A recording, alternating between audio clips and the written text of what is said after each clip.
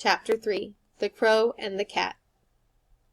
Mrs. Frisby looked again at the sun and saw that she faced an unpleasant choice. She could go home by the same roundabout way she had come, in which case she would surely end up walking alone in the woods in the dark, a frightening prospect, for at night the forest was alive with danger. Then the owl came out to hunt, and foxes, weasels, and strange wild cats stalked among the tree trunks. The other choice would be dangerous too, but with luck it would get her home before dark. That would be to take a straighter route across the farmyard between the barn and the chicken house, going not too close to the house, but cutting the distance home by half. The cat would be there somewhere, but by daylight, and by staying in the open, away from the shrubs, she could probably spot him before he saw her. The cat, he was called Dragon. Farmer Fitzgibbon's wife had given him the name as a joke when he was a small kitten pretending to be fierce, but when he grew up, the name turned out to be an apt one. He was enormous, with a huge broad head and a large mouth full of curving fangs, needle-sharp. He had 7 claws on each foot and a thick furry tail which lashed angrily from side to side. In color he was orange and white, with glaring yellow eyes, and when he leaped to kill, he gave a high, strangled scream that froze his victims where they stood. But Mrs. Frisby preferred not to think about that. Instead, as she came out of the woods from Mr. Age's house, and reached the farmyard fence, she thought about Timothy. She thought of how his eyes shone with merriment when he made up small jokes, which he did frequently,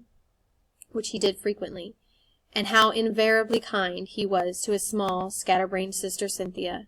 The other children sometimes laughed at her when she made mistakes, or grew impatient with her because she was forever losing things, but Timothy never did. Instead, he would help her find them, and when Cynthia herself had been sick in bed with a cold, he had sat by her side for hours and entertained her with stories. He made these up out of his head, and he seemed to have a bottomless supply of them.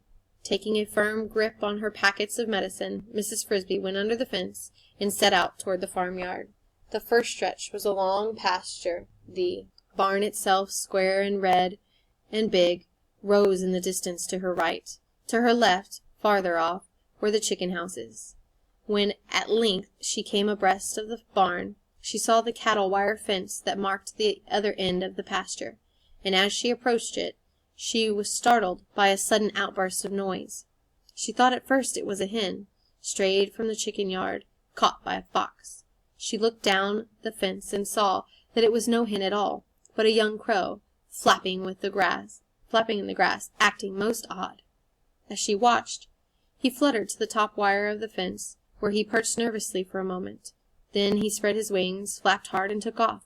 But after flying 4 feet, he stopped with a snap and crashed to the ground again, shedding a flurry of black feathers and squawking loudly. He was tied to the fence. A piece of something silvery, it looked like wire, was tangled around one of his legs. The other end of it was caught in the fence. Mrs. Frisby walked closer, and then she could see it was not wire after all, but a length of silver-colored string, probably left over from a Christmas package. The crow was sitting on the fence, pecking ineffectively at the string with his bill, cawing softly to himself, a miserable sound. After a moment he spread his wings, and she could see he was going to try to fly again. "Wait!" said Mrs. Frisby. The crow looked down and saw her in the grass. "Why should I wait? Can't you see I'm caught? I've got to get loose." "But if you make so much noise again, the cat is sure to hear, if he hasn't heard already." "You'd make noise, too, if you were tied to a fence with a piece of string, and with night coming on?" "I would not," said Mrs. Frisby, "if I had any sense and knew there was a cat nearby. Who tied you?" She was trying to calm the crow, who was obviously terrified. He looked embarrassed and stared at his feet. "I picked up the string. It got tangled with my foot. I sat on the fence to try to get it off, and it caught on the fence." "Why did you pick up the string?" The crow, who was very young indeed, in fact, only a year old, said wearily, "Because it was shiny." "You knew better." "I had been told." Bird brain, thought Mrs. Frisby, and then recalled what her husband used to say. The size of the brain is no measure of its capacity. And well she might recall it, for the crow's head was double the size of her own. "Sit quietly," she said. "Look toward the house and see if you see the cat." "I don't see him, but I can't see behind the bushes, or if I could, Just fly higher." "Don't," said Mrs. Frisby. She looked at the sun. It was setting behind the trees. She thought of Timothy and the medicine she was carrying. Yet she knew she could not leave the foolish crow there to be killed, and killed he surely would be before sunrise, just for want for a few minutes' work. She might still make it by dusk if she hurried. "Come down here," she said. "I'll get the string off." "How?" said the crow dubiously. "Don't argue, I have only a few minutes," she said. This is a voice so authoritative that the crow fluttered down immediately.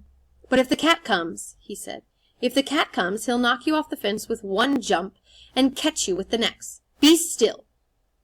She was already at work, with her sharp teeth, gnawing at the string.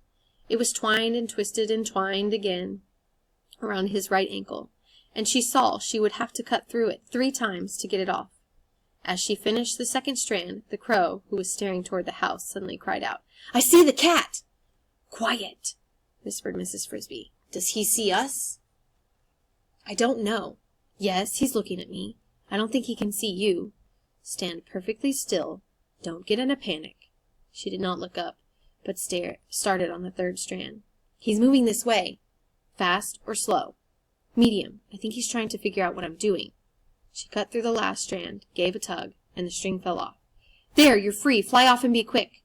"But what about you?" "Maybe he hasn't seen me." "But he will. He's coming closer." Mrs. Frisby looked around. There was not a bit of cover anywhere near. Not a rock, nor a hole, nor a log. Nothing at all closer than the chicken yard, and that was in the direction the cat was coming from, and a long way off. "Look," said the crow. "Climb on my back, quick, and hang on." Mrs. Frisby did what she was told, first grasping the precious packages of medicine tightly between her teeth. "Are you on?" "Yes." She gripped the feathers on his back, felt the beat of his powerful black wings, felt a dizzying upward surge, and shut her eyes tight. "Just in time," said the crow, and she heard the angry scream of the cat as he leaped at where they had just been. "It's lucky you're so light. I can scarcely tell there." Lucky indeed, thought Mrs. Frisby. "If it had not been for your foolishness, I'd never have gotten into such a scrape." However, she thought it wise not to say so under the circumstances. "Where do you live?" asked the crow. "In the garden patch, near the big stone." "I'll drop you off there." He banked alarmingly, and for a moment Mrs. Frisby thought he meant it literally. But a few seconds later, so fast as the crow fly, they were gliding to earth a yard from her front door. "Thank you very much," said Mrs. Frisby, hopping to the ground. "It's I who should be thanking you," said the crow. "You saved my life." "And you mine." "Ah, but that's not quite even. Yours wouldn't have been risked if it had not been for me and my piece of string." And since this was just what she had been thinking, Mrs. Frisby did not argue. "We all help one another against the cat," she said. "True. Just the same, I am in debt to you. If the time ever comes when I can help you, I hope you will ask me. My name is Jeremy. Mention it to any crow you see in these woods, and he will find me." "Thank you," said Mrs. Frisby. "I will remember." Jeremy flew away to the woods, and she entered her house, taking the 3 doses of medicine with her.